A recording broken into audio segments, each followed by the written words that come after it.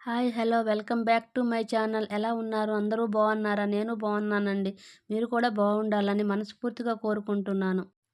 ఈరోజు మన వీడియోలో మనం చేయబోతున్నాం గుమగుమలాడే మటన్ కర్రీ. ఈ మటన్ కర్రీ అండి ఎంతో టేస్టీ అండ్ ఈజీ, సింపుల్, క్విక్‌గా కూడా మనం తయారు చేసుకోవచ్చు. ఈ మటన్ కర్రీ అనేది ఈ వీడియోని మీరు తప్పకుండా ఎండ్ వరకు చూసి యాజ్ టీజ్‌గా నేను చేసినట్టు ఫాలో అవ్వండి. ఓకేనా? ఇప్పుడు ప్రాసెస్‌లోకి వెళ్ళిపోదాం. ముందుగా దీనికోసం ఒక హాఫ్ కేజీ వరకు మటన్ తీసుకోవాలి. చక్కగా మనం ఆ కర్రీకి అంటే మనకి మీడియం సైజు ముక్కలు కట్ చేసేసి చక్కగా మనం దాన్ని తీసుకొచ్చి మనం చక్కగా ఇంట్లో కడుక్కొని దాన్ని శుభ్రం చేసుకున్న మటన్ని తీసుకోవాలి. ఇప్పుడు దీంట్లోకి మనం హాఫ్ టేబుల్ స్పూన్ వరకు పసుపు, 1 టేబుల్ స్పూన్ వరకు సాల్ట్ వేసుకోవాలండి. ఇప్పుడు మనం ఒక 2 టేబుల్ స్పూన్ వరకు మిరపగుండ కూడా వేసుకోవాలి. మిరపగుండ వేసుకున్న తర్వాత మనం ఇందులో ఒక 2 టేబుల్ స్పూన్ వరకు ఆయిల్ వేసుకోవాలి. ఆయిల్ వేసుకున్న తర్వాత ఈ పసుపు, ఉప్పు, కారం, ఈ ఆయిల్ మొత్తం అంతా కూడా ఈ మటన్ ముక్కలకు పట్టేటట్లుగా మనం శుభ్రంగా మొత్తాన్నంతా కూడాను కలుపుకోవాలండి. ఇప్పుడు నేను చూపించిన విధంగా దీన్ని మొత్తాన్ని కూడా మీరు కలుపుకొని దీన్ని మూత పెట్టేసి ఒక half an hour or 1 hour వరకు మనం పక్కన పెట్టుకోవాలి. ఇప్పుడు మనం పొయ్యి వెలిగించుకోవాలండి. పొయ్యి వెలిగించుకొని మనం కుక్కర్ పెట్టుకోవాలండి. కుక్కర్ పెట్టుకున్నాక మనం దీంట్లోకి 4, 5 టేబుల్ స్పూన్ వరకు ఆయిల్ తీసుకోవాలండి. నేనైతే అంచనాగా ఆయిల్ అనేది వేసుకుంటున్నాను. దీనిది నాన్ వెజ్ కదండి, ఆయిల్ ఆటోమేటిక్గా కొంచెం ఎక్కువ అవుతుందండి. మనకు నాన్ వెజ్ కర్రీలకి ఆయిల్ కొంచెం ఎక్కువే కావాలన్నమాట. ఇప్పుడు మనం దీన్ని ఆయిల్ అనేది హీట్ అయ్యింది కదండి. ఇప్పుడు మనం దీంట్లోకి ఉల్లిపాయలు వేసుకోవాలి. నేను ఒక పెద్ద సైజు ఉల్లిపాయ అనేది తీసుకున్నాను అనమాట.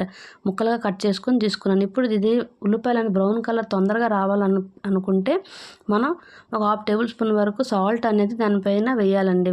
అలా వేయడం వల్ల ఏమవుతుందంటే ఉల్లిపాయలు అనేది తొందరగా మనకి బ్రౌనిష్ కలర్ అనేదిలోకి మారిపోతుంది. కాసేపు వెయిట్ చేసి తర్వాత మనం దీని ఉల్లిపాయలన్నిటిని ఒకసారి చక్కగా కలుపుకోవాలండి.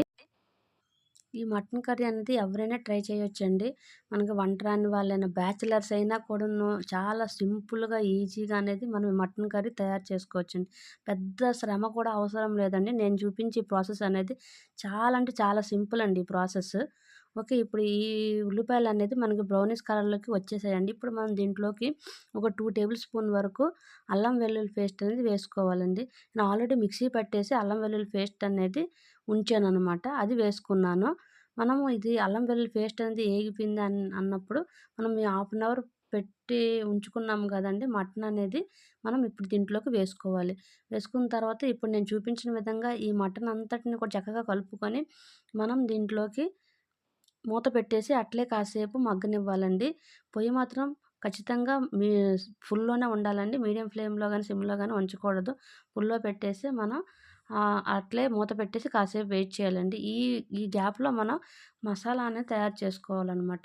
నేను మిక్సీ గిన్నెలో ఆల్రెడీ అల్లం వెల్లుల్లి పేస్ట్ అనేది ముందే తయారు చేసుకున్నానండి. అందులోనే ఇప్పుడు ఒక 7, 8 జీడిపప్పు పలుకులనేది మనం హాఫ్ అన్ అవర్ నానబెట్టి అట్లే ఉంచుకోవాలి. అందులో ఒక మీడియం సైజ్ టమాటా వేసి ఈ మొత్తాన్ననేది మనం మిక్సీ చేసి పక్కన పెట్టుకున్నాను. ఇప్పుడు చూడండి ఈ కర్రీ అనేది ఉడకడానికి వాటర్ అంతా పైకి వచ్చింది కదండీ! ఇప్పుడు ఒకసారి మనం ఈ మటన్ అంతాన్ని కూడా ఒకసారి కలుపుకొని ఇందులో ఒక 2 పచ్చిమిరపకాయలనేది నేను చీలికలుగా కట్ చేసి ఉంచుకున్నాను. ఇప్పుడు ఆ 2 పచ్చిమిరపకాయలనేది మనం ఇప్పుడు ఈ మటన్‌లో వేసుకోవాలి. వేసుకొని ఒకసారి చక్కగా కలుపుకొని మనం ఇప్పుడు మిక్సీ పట్టి ఉంచుకున్నాం కదండీ! జీడిపప్పు అండ్ టమాటా పేస్ట్ అనేది, దాన్ని మనం ఈ మటన్ కర్రీలోకి వేసుకోవాలండి. ఇప్పుడు అల్లం వెల్లుల్లి పేస్ట్ అనేది ముందే కాదండి, మనం ఈ మిక్సీ పట్టేటప్పుడు కూడా ఇందులో వేసి పేస్ట్ చేసి మొత్తాన్ని ఒకసారి కూడా అలా కూడా వేయొచ్చనమాట. ఇప్పుడు అలా ఇప్పుడు నాది ఆల్రెడీ అల్లం వెల్లుల్లి పేస్ట్ ముందే ఉంది కాబట్టి నేను వేసుకున్నాను. లేదంటే ఇప్పుడు ఈ టమాటా, జీడిపప్పు, అల్లం వెల్లుల్లి ఏసుకొని గ్రైండ్ చేసి ఆ గ్రైండర్ అనేది ఇందులో మనం వేయొచ్చండి ఆ పేస్ట్‌ననేది. ఓకే. ఇప్పుడు ఇందులోకి మనం ఒక 1 టేబుల్ స్పూన్ వరకు ధనియాల పొడి వేసుకోవాలి. ఒక హాఫ్ టేబుల్ స్పూన్ వరకు జీరా పౌడర్ వేసుకోవాలండి.